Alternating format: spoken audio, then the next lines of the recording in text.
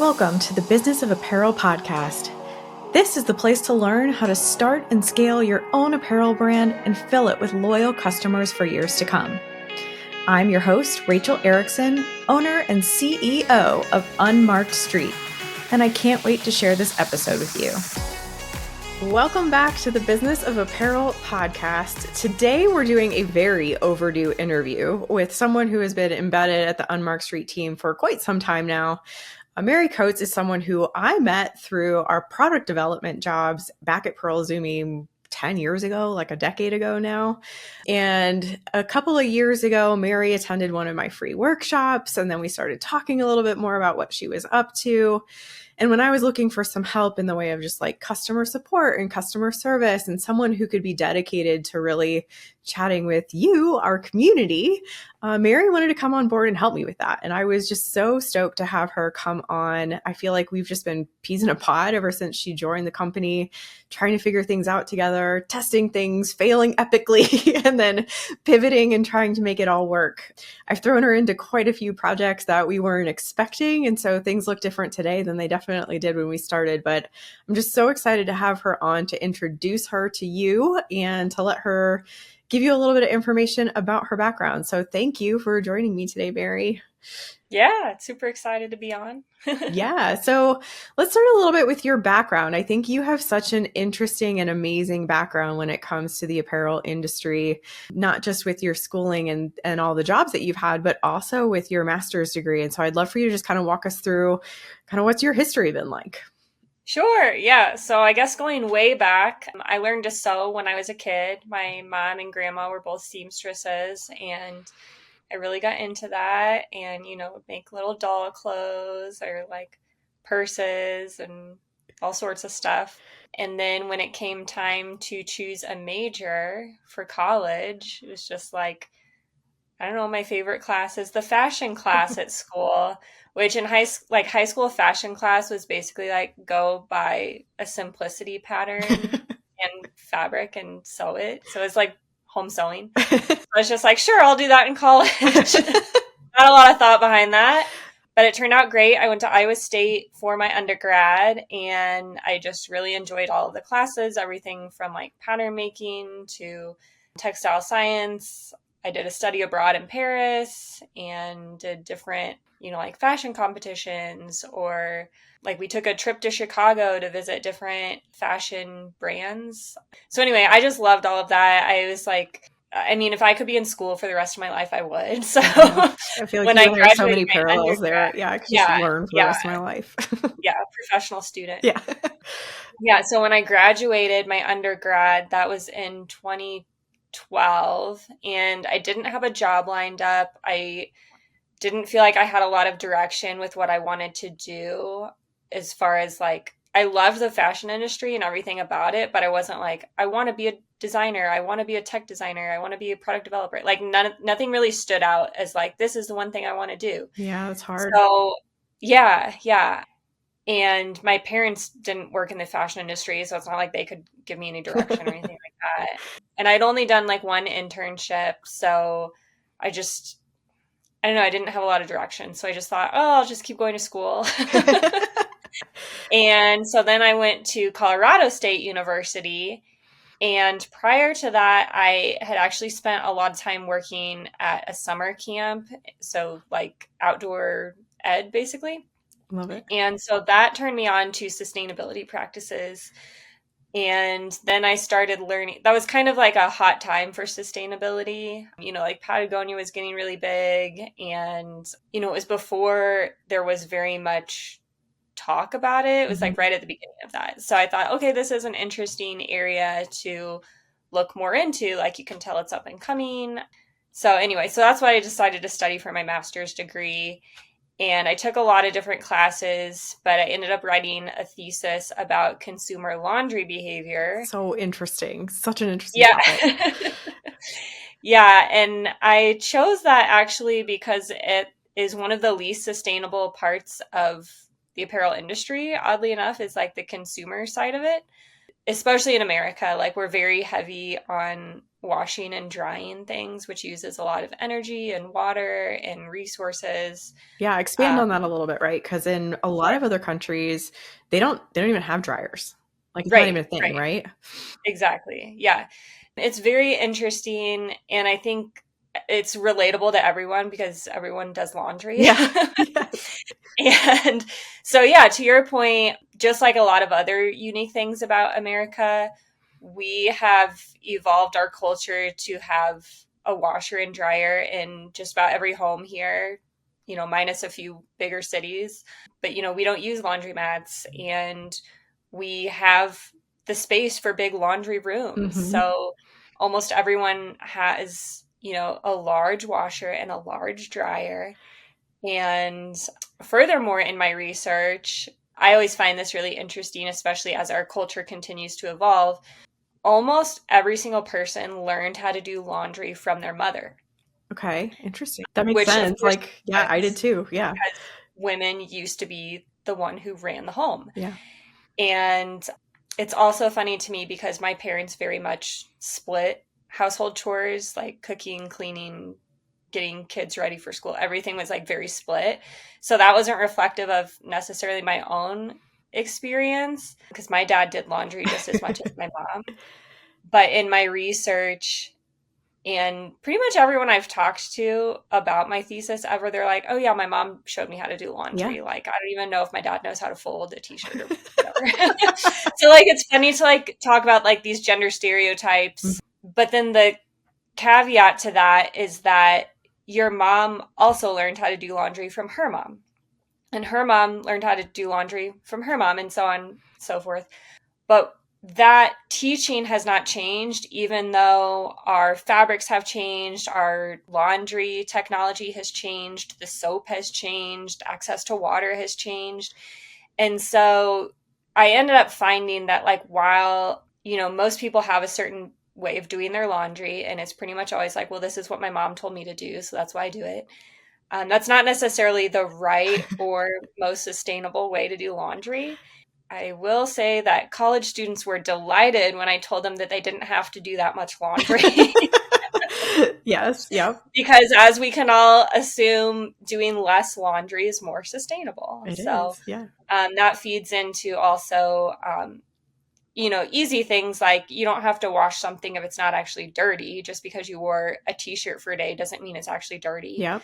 But also looking at sustainable fibers, like different wool fibers are more, they have like properties like antimicrobial aspects to them.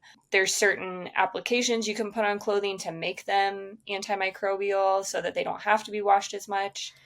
A huge one is things like polyester dries really fast. You don't actually have to put it in the dryer. And especially if you live in a climate like us in Colorado, it's very dry here. Yep.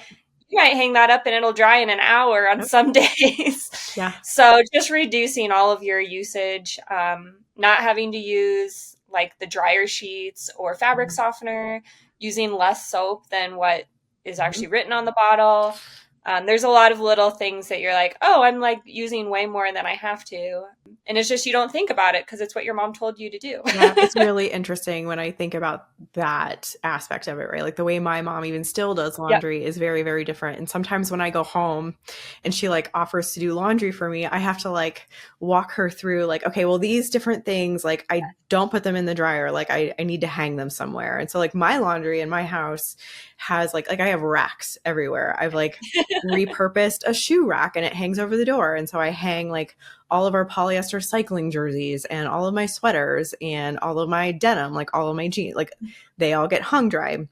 We don't dry any of our socks. Like those all get like laid out or they get hang dried. And so there's a whole bunch of different things that like when I go home and she offers to do laundry for me, I'm like, okay, but this is how I need you to do laundry for my clothes. And it is kind of a weird thing that after being in the industry and learning so much more about how important it is to read your care labels and actually follow the instructions that are on your care labels and like what can damage the apparel really fast, what can actually make your clothes last so much longer if you do certain things with them. Like being inside the industry and learning all of that has really changed even the way that I do laundry in my own house.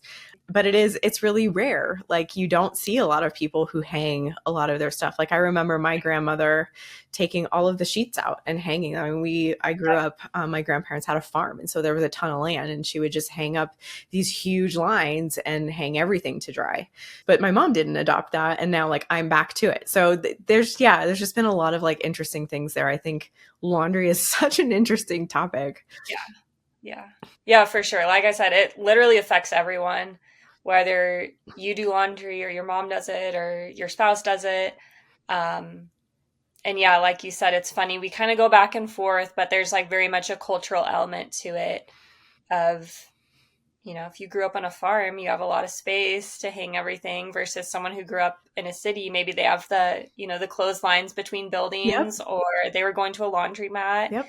So you can't just leave your clothes there and let them dry. So it's super interesting to talk about. There's a lot of little nuances, and it's one of those things that affects everyone, daily or weekly, but you never really think about it. So once you start digging into it, it's, like I said, there's just a lot of aspects to kind of evaluate. Yeah, super cool. Okay, so then you walked away from CSU with your master's degree in sustainability after writing this thesis. Tell us a little bit about where you went with that master's degree. What happened from there? Yeah. So, leaving school, I was kind of bright-eyed and had, big hopes.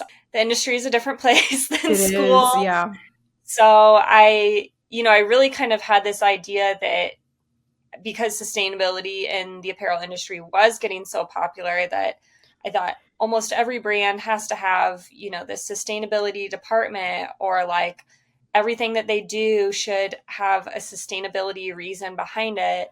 And unfortunately, that's not true. Some brands are kind of better than others, I'll say. But at the end of the day, being in the apparel industry, we are selling a product, and there has to be a customer to purchase that product, and that customer has to be able to afford that product. Yep. And so that's a huge part of sustainability too. It's not only like the environmental aspects of it, but being sustainable as a brand. Like I said, compared to like looking at environmentally focused items, you also have to look at, is my brand going to last throughout this next year, throughout the next 5 years or 10 years or 100 years? Yep. And so a lot of those sustainability changes have to be really managed well, so that today a t-shirt costs $10. You can't just suddenly tomorrow sell it for $100 because you want to use the most sustainable fibers or fabrics or practices or whatever the options are. Having worked in the industry for a long time now, it's exciting because I do know how to balance that better, but I'm kind of trailing off a little bit. So anyway, when I graduated, I was hoping to work with some sustainable brands. I ended up getting a job. The first full-time job was with Izumi, where we met, and I was working on their product development team.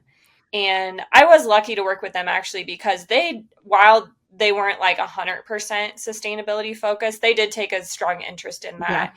And I was able to implement some different programs there. And I remember you leading like our sustainability club, and you were trying to really get everybody involved. That was so cool to like watch you try to build that at that company. I think that was such a good use of like your knowledge and your expertise too.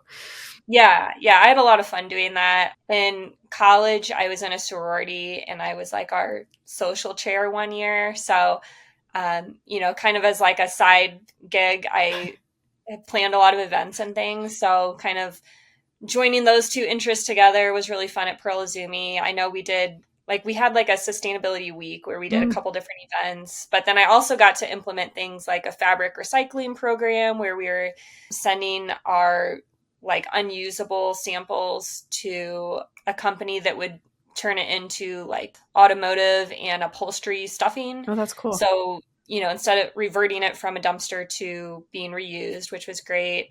I connected with a handful of schools and gave them some of our old, not samples, but like trim books, things like that, so students could learn from it. Again, just always diverting things from the dumpster into being reused again.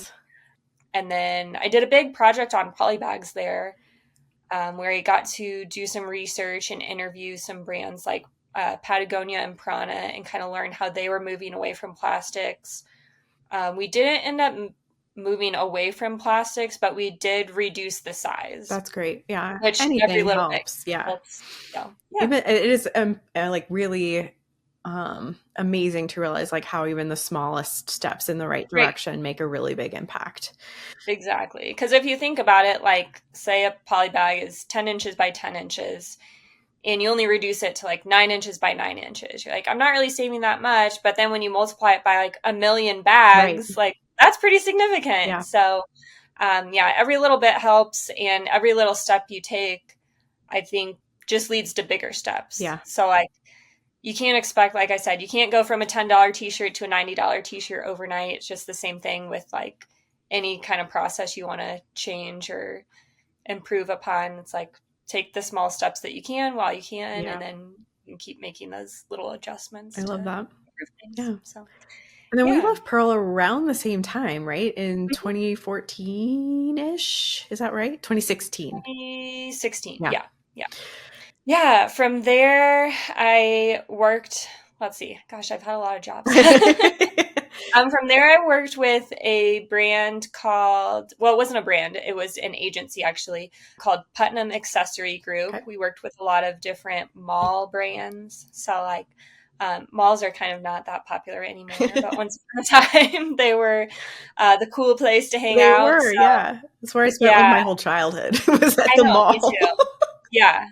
So Putnam Accessory Group did a lot of accessories for like the mall brands. So like Hot Topic and Boxed Lunch and Spirit Halloween and stuff like that. So it was a lot of hats, and then like backpacks, fanny packs, socks, gloves, pretty much any accessory you can think of. Enamel pins sometimes. Oh, interesting. Yeah. Yeah. So there I was really kind of split between product development and design. It was a small company, which I have come to realize I really appreciate a small company because I do get to do everything. Yeah. Which now that I'm saying that out loud, is also kind of funny, because leaving school, I was told like, you have to pick one thing to do and do that. And I couldn't pick, and I still haven't picked, I guess, like 15 years into my career. I'm still doing a little bit of everything. So, I worked with them for maybe a year and a half-ish. And then I went on to work with Goldbug, also an agency, and they focus primarily on children and baby accessories and clothing.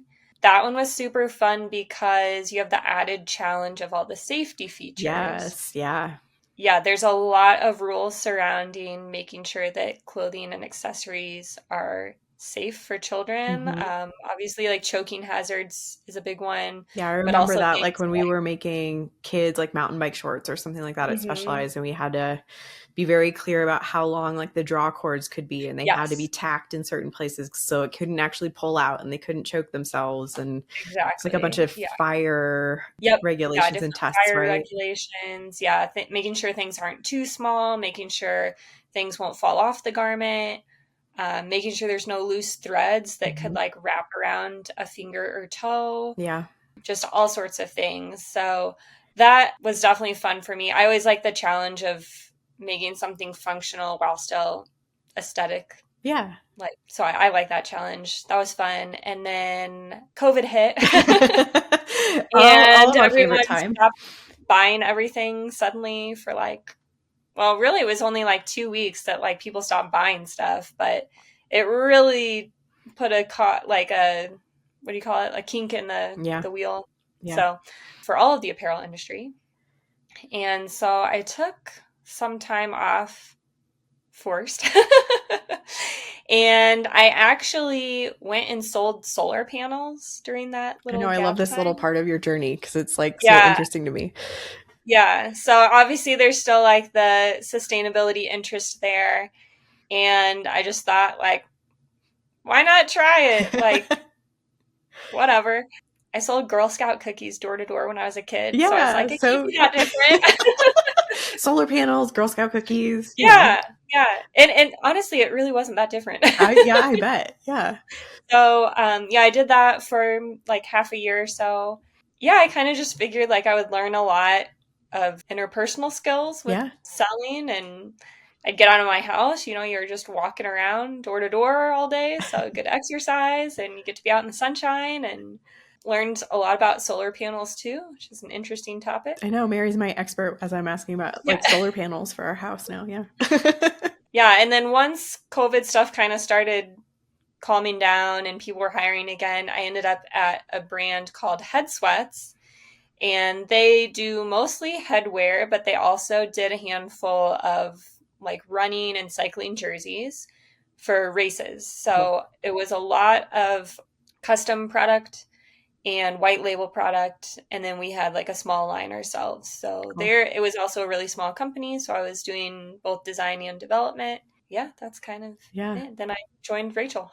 I know. I think you were at Head Sweats when you joined one of my line planning workshops, and we Yeah, were it kind of was. chatting about some of the challenges you were facing at the time. And yeah, I think you bring up such an interesting point about like as you're graduating school. Like I was in the same boat, right? Like, okay, I have discovered that I love tech design. I'm going to go get a technical design job. But that was because I was going to a really big company at the time, and I was going to Mhm. be like a small cog in this huge wheel, right? Right. Whereas when you start going to these smaller companies, you realize, oh, I'm not just doing 6 outerwear pieces per year for this huge company that has like hundreds of other technical designers, each managing their own small collection.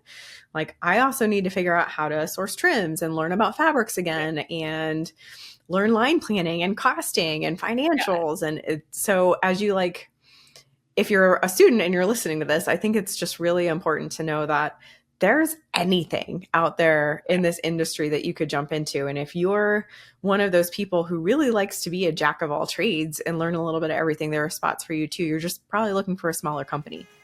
Yeah, absolutely. Yeah, love that. Are you sick of being stuck on the sidelines of the apparel industry and you just want to be put in the game? Then join our 100% free workshop, Secrets Behind Billion-Dollar Apparel Brands, and learn the strategies, tactics, and secrets used by the most successful companies in the world. We'll cover everything from setting your brand standards to big brand line planning and executive level processes. In this workshop, you're going to learn how to name your target customer, rationalize your line, calculate product margins, roll up your revenue, and see potential profits while figuring out how to build a unique calendar for your brand. You're going to learn that and so much more. Are you ready to take your apparel business to the next level? Sign up today and use code PODCAST for a 10% discount on the full Business of Apparel online course or any of our mini courses after the workshop. Visit www.thebusinessofapparel.com/secrets to register. Don't miss out. So ever since you've joined Unmarked Street, we've been trying a lot of different things here. We are definitely in test mode. We're in let's try to grow mode. Let's talk a little bit about some of the things that you've kind of been helping me get moving and get moving forward. I mean, Mary's expertise definitely comes forward in I think a lot of that like solar panel sales like experience I think really helped because there's just such a level of customer service that you bring to the company. We like all of a sudden look really professional and really buttoned up, I think, when people get the chance to meet with you. And so let's talk a little bit maybe about some of the workshops that we've hosted and how you've kind of had some experience with that and maybe some different initiatives that, I don't know, that you've kind of enjoyed doing here at Unmarked Street since beginning.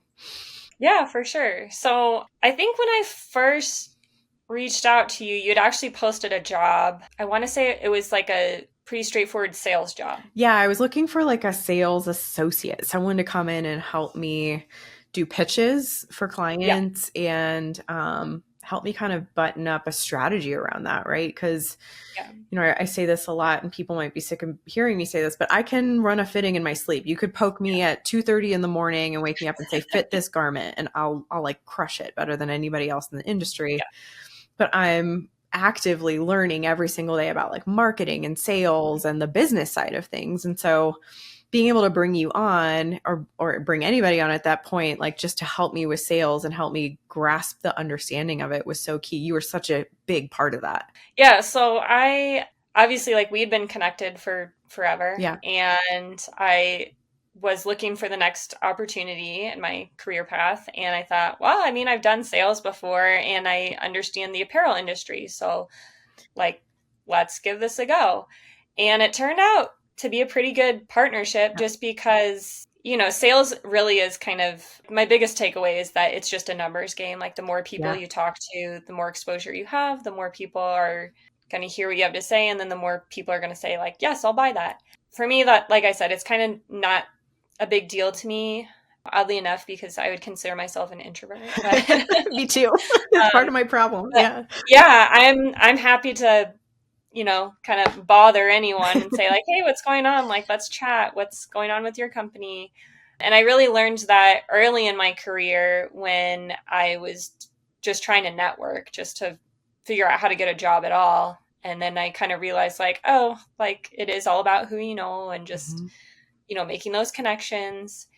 And I think my, kind of unique feature was that I did know the back end of product development. Yeah. And I could speak really clearly about what your capabilities were as an individual, but also as our whole company. Right. And how we could help someone's unique gap that they're trying to fill. Yeah. And so, yeah, I spent a lot of time just on LinkedIn reaching out to different people and saying, like, hey, what's going on with your company? What's going on with your brand? Do you need help? Here's what we do. And, like I said, it's a game of statistics. So I don't necessarily expect people to just be buying stuff every other day, but, just introducing us to different people, because it is all about, making an impression and people seeing that, oh, they have a great product. They They exist. offer Yeah. service, this, and I don't need you now, but maybe in a year I do need you. And so it was kind of all about that for me, is just kind of introducing us and Yeah. I would say that was just, getting our names out there. yeah, that was so crucial. Like, I remember posting that sales job and I got a bunch of applications right off the bat. And they were, I mean, I'm sorry if you applied for this job and you're listening to this, but they were all terrible. Like, none of them knew anything about the apparel industry. Very few of them had actual experience. When I would ask them anything about the fashion side of things, or like even just working for an agency, it was just very clear that I was like, oh God, it was going to be so hard for me to find somebody. And so when you reached out, it was just like, oh my God, this is going to be so good, because not only does Mary know a little bit of sales, but she really knows the industry, but you also have a really wide network. Like, you are so good at connecting with people. And I think what you really, really brought to the table was that connection to so many amazing potential new people to just all of a sudden have exposure to our company. And so just a little bit, like, for the listeners out there who are thinking about hiring, because I know hiring can be really scary. And as someone who, started my company in 2021 thinking, well, I'm just going to go out and do a little freelance work. And the way things have evolved since then, like, you will not scale or grow as a company or be able to start like multiplying your efforts until you start hiring the right people. And so just bringing you on at that time was such a like blessing. And it was just such a good time for us to get ready to scale. I think we're really starting to see like the benefits of that right now. We're in a big period of expansion. But I remember how scary that was. And then like feeling so lucky when you finally reached out to me, because I was like, oh my God, this one's going to actually be really, really good. Yeah. Sometimes it just works out well. Yeah. And yeah, the other thing I forgot to mention earlier, I actually spent a year teaching. Yes. And so I think that experience also was so helpful, because it really forced me to be able to talk in a way that is, bringing some of the complexities of the industry down to a less experienced person. Yeah. And not in like a condescending way, but just in a way that we can understand it. Because as you know, there's a lot of lingo that if you're just not deeply involved, it is like listening to a foreign language. Yeah. So, I spent, like I said, a year teaching. I did 4 quarters at a college in Denver, and being able to take my experience and tell students about it really helped me be able to take our capabilities at Unmarked Street and tell them about what we can do to like HR reps Yeah. or, startup companies with people who don't have experience in the apparel industry. So being able to alter the language in a way that is very understandable to people while also displaying that like we have experience, we do know what we're doing is helpful. Yeah. I would say I think it's an undervalued skill. Like, and they say a lot in marketing, right? Like if you can explain to a fifth grader what it is that you do and have them clearly understand it, that's your gold right there. And so I think, also not to be condescending, but being able to distill that down and explain it to a fifth grader, like this is what we do, while still being able to hold the high level of value that we bring to our clients is tricky, but is so important. And that's definitely something you've brought to the company. Ever since Mary has come on board, we've tried a lot of different things. We went through a cold email series. If you received a cold email from us, that was me and Mary trying to get a hold of some people that we thought were really dream clients on our list. We really wanted to work with you. So if you got an email and you ignored it and you somehow kept it, please know that we only reached out to people who were on like a very curated list for us. It was only a couple hundred people, and we really wanted to work with you and help you grow your brand. So if you're listening to this and you got one of those, please email us back. We'd still love to help you. We also hosted an awful lot of workshops in Q1 of this year, where we were doing free workshops every single Friday for 90 minutes, trying to teach about the nuances of the industry. And that was, I think, such a special time for me with you, because you were so helpful in helping me like iterate every single week. We were on this path to like figure this damn thing out. Yeah. And I think like being able to say, okay, that slide, we started to lose people. And this slide, like people's eyes glazed over. So let's change this up a little bit and let's make it a little bit better. And I think it's really led us down this path of where we're at today. But then I threw you into something completely different. And we were able to sign a client in March of this month who brought us on to basically manage their entire product development department. And so Mary and I and two of our other team members have been basically fully embedded in this new client. We've been spending a lot of hours, a lot of time, a lot of resources over there. And so I just want to also kind of tout your experience that you've been bringing to that role too, because I've pulled you completely out of sales and asked you to take on this role of materials and trim expertise for this client. And if you wouldn't mind just kind of elaborating a little bit about like what you're doing on a day-to-day basis now. And I don't know, just a huge kudos to you for being willing and open to pivoting like that. Like it's not easy, and it wasn't fair of me to ask you to do, but you were so open to it. Like it's just, as a small business and as an entrepreneur and an owner, like having people like you on the team is just so invaluable to be able to, have you be open to those kinds of things. But yeah, if you want to kind of elaborate on what you're working on these days. Yeah, absolutely. Yeah, I think we were kind of thrown a curveball, but in an exciting way. I think we we heard about and then signed the contract within like 2 weeks. Yeah, which is unheard of. Crazy fast. Yeah. And again, it's one of the things I love about working on a small team is just getting to do a little bit of everything. It keeps my day exciting. Yes, yeah. And yeah, so this was definitely an exciting opportunity though, because basically this client is growing so fast that all of a sudden they were like, oh my gosh, we have this whole team that we need to have that doesn't exist right now. Mm-hmm. And I think they had a little bit of turnover in their company. There was one or two people who were working on this, but were getting ready to move on to their next career moves. Yeah. So we were kind of taking over from some people who were winding down. And I think the job was still too big for the couple people that were on the team currently, and then they were leaving. So it was just like a crazy transition of like, one of the team members was only a 1-day overlap. So it was like a 1-day training. Our first day with her last day. It was crazy. Yeah. Yeah. Which, it's always good to be able to get the former person's insights and try to figure out what they were doing. But then she was like off to start her own company. Yeah. And so it's not like she could like come back and help anyway.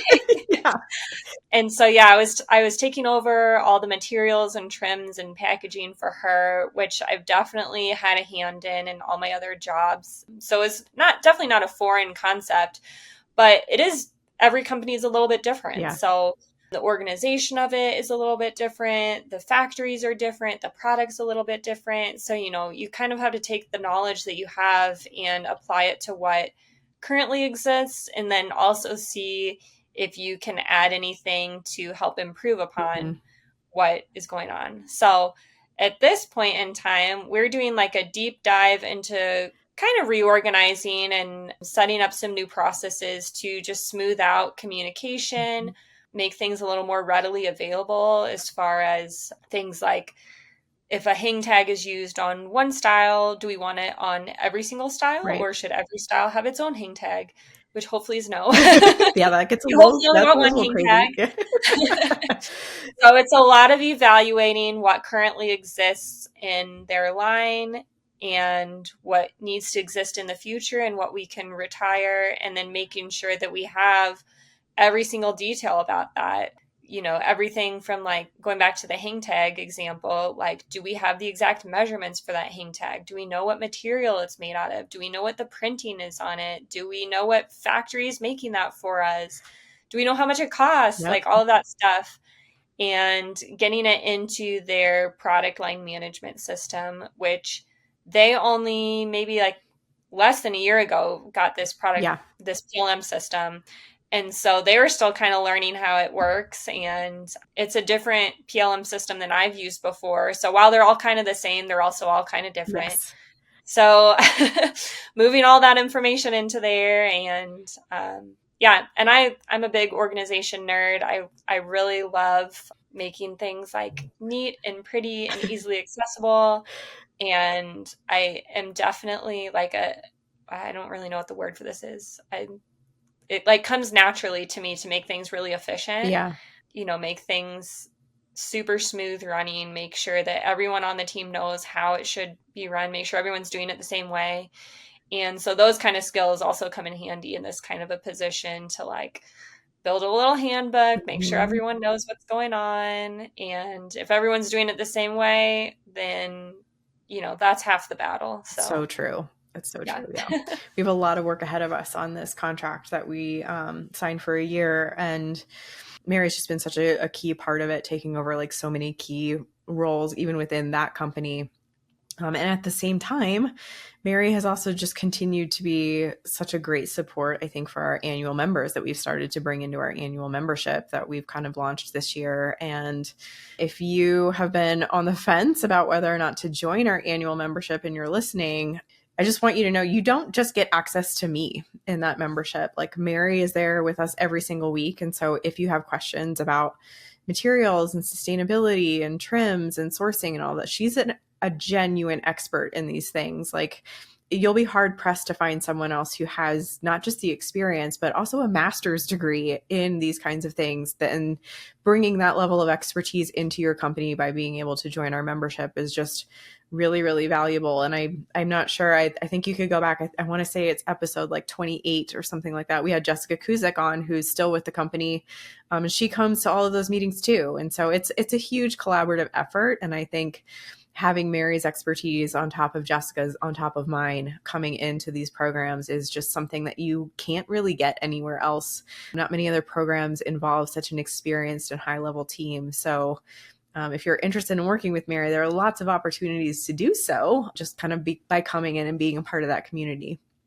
Yeah. The other thing you didn't mention, but you touched on earlier, is that all of us have huge networks. Yeah. So if one of us doesn't have the answer, we certainly know how to find the answer. That's so true. Yeah. I think combining all three of our networks has really, really opened things up for us here at Unmarked Street, because it's like, I think you said it, like, it's not always what you know, but sometimes it's who you know, and who can I phone a friend and find that answer really fast? Or if we need to learn about, how to set up your business for the best tax strategy, who can I call and get to come guest speak at our next session? And we've got a lot of those different contacts. So that is really, really important too. Good call. Oh, let's see. Do we want to talk a little bit about maybe what's kind of coming up for Unmarked Street and where So I know we've got you kind of in this role for the next, 10, 11 months while we kind of finish up with this big client. And we know that that's a big priority for us because client service is always number one on our list. Reliability is one of our big key values here at Unmarked Street. But I think a year from now, we're talking about some exciting new things that we'd love for you to jump back into. Do you want to kind of give anybody a sneak preview, any of that stuff? Yeah, let's do it. Yeah. Well, for me, I don't know. I'm excited about everything Yeah, always. me too. Let's see where to start. Yeah. I think it's super exciting. Next year is the big 5-year Yes. anniversary. And so we're super excited to be planning an in-person opportunity, event, convention. I don't know what Yeah, you I want to know. We call haven't it. defined it yet. Party. Yeah, maybe that's the best way of Yeah. saying it. Yeah. And like I mentioned before, kind of as, in a different life, I would have been some kind of a party planner or something.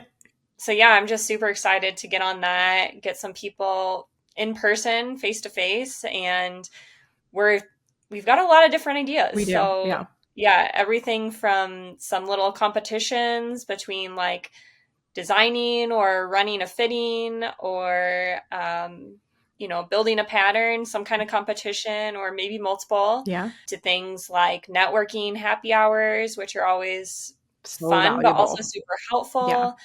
Maybe potentially having some vendors so people can learn what it's like to try to source a new material or trim. Yeah. Possibly having some student opportunities for students to come meet people who are in the industry and see what it's like. Plus, just like the fun party stuff too. Yeah. So, yeah, I think that'll be super fun. There's a lot that I like, and I'm with you. Like right now, we have to distill it down, right? We have to figure out Yeah. what exactly this event is going to be. But Mary's right. We do turn 5 in October of 2026. So we're starting to plan now. We're starting to brainstorm what this event could look like. And I will say back near the end of 2022, I attended like a women's leadership event where we had a lot of great speakers and people who could get up on stage and just kind of talk about their experience and their entrepreneurial journey. And it was so inspiring. I will like hands down, that event changed my life, and realizing that so many women could be in the same room and be fully supportive of each other, and just like the growth and the opportunities that I got coming out of that event were some of the most important things that I've gotten on my own entrepreneurial journey. And so being able to bring that to our community in a way that's focused for the apparel industry is like, that's the feeling that I want to bring to this event somehow. And so we're trying to figure out what exactly that is, but I think that's going to be really, really special. And then just celebrating kind of our 5th birthday as a company, believe it or not. I Well, can't believe it. yeah, you touch on a good point too, that I think that the industry has changed quite a bit from when you and I first entered it, where it used to have a very cutthroat feel, keep things close to your chest. Yeah. If you're winning, then I'm not winning kind of a feel. And that's something that I would say we're like pretty actively trying to change. Yeah. We were really, obviously we respect our clients' privacy and things like that. But as far as helping build others up and trying to share the information that we have, like, I want to make this a more welcoming industry. Yeah. I know years ago, the fashion industry used to always be rated as one of the top 10 worst industries to work in. Yeah, it's so competitive. It's a really gnarly industry sometimes. Yeah. And so that's something that I really love about what you've curated within our, not just like our working environment, but also within our community, is that we want to tell each other how to be more successful. Yeah. Like the more successful you are, the more successful I am. Yeah. And, I think that shows, and I think people appreciate that. And I mean, of course, it's a more pleasant environment to work with someone who you don't feel like you're competing against. Yeah. So I think that's super exciting. And that'll definitely show at this in-person event too, is that I think so too. It's not all about secretive and how can I do something without letting anyone else know about it. It's more like, oh, I have this resource. Can I share it with you? Yes. And how can we help each other out? Yeah, so. I love that. And you also kind of touched a little bit on it for the event a little bit, but I think we are also trying to figure out in the coming year or so, like, what does it look like to have some sort of volunteering opportunity or philanthropic side arm of our business that really helps students get access to the information that they need. We kind of touched on this throughout even this whole episode of how, leaving school, you don't know what's out there. You don't know what you want to do. You don't know that you can do it all or that you can choose one thing. You don't know what even all the opportunities are. And we've had some great interviews with students over the last, 6 months, being able to kind of do some volunteer opportunities on our own.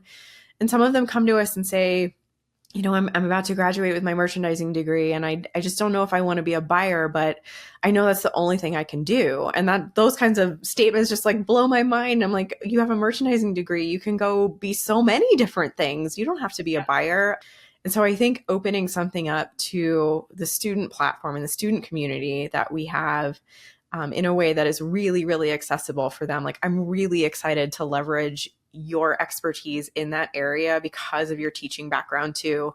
And I know we don't have that really defined yet either, but I'm really excited for that one as well. Yeah, I absolutely love working with students. As I already mentioned, when I graduated with my undergrad degree, I was just totally lost. I had no idea what to do. And even though I went to 2 amazing schools, highly rated programs, those schools and most schools are, they're not hiring industry professionals. They're hiring researchers, which, don't get me wrong, I love research, but it's very different than trying to get a job in the industry. Yeah. And, if I had taken what I learned in school now, I'd still be walking around with like a paper portfolio. Yeah. Yeah. And, things just change so fast. And so being able to help students on a one-on-one way. Yeah. Everything from like you said, we sometimes volunteer up at CSU and do like mock interviews with them or go talk to their class. And, I've reached out to other schools before too. But being able to take a student under my wing really is giving back to like what I didn't have when I first graduated school. Yeah. And like I said, I want to build other people up. I want to make it easier for the next generation to know, what do I need to talk about in an interview? What do I need to include in my portfolio? Yes. Is a portfolio necessary for this job? All those things.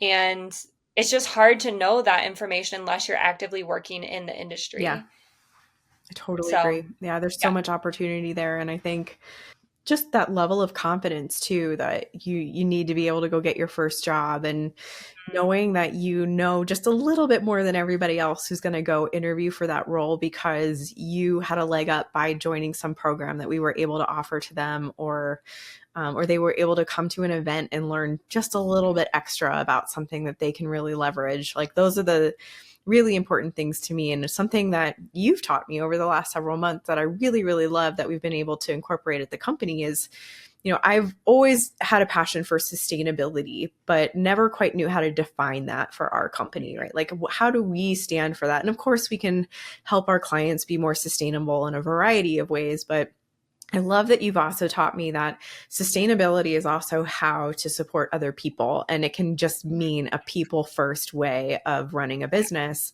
And that just resonates, I think, so well with what we're trying to do here at Unmarked Street, and really putting people first and helping them succeed in what they want to do is just so special and such a really beautiful way of working. Like, I love coming to work every single day because that's what we prioritize. And so thanks for bringing that level of it too, because it's so important. It is. And I've learned, like, it always comes back to, the people who I worked with 10 years ago, those are the people who I remember. Yep. And the good experiences stick with me. And I'm like, oh, that person was easy to work with, or that person helped me do this. So now I have this opportunity. Let me reach out to them.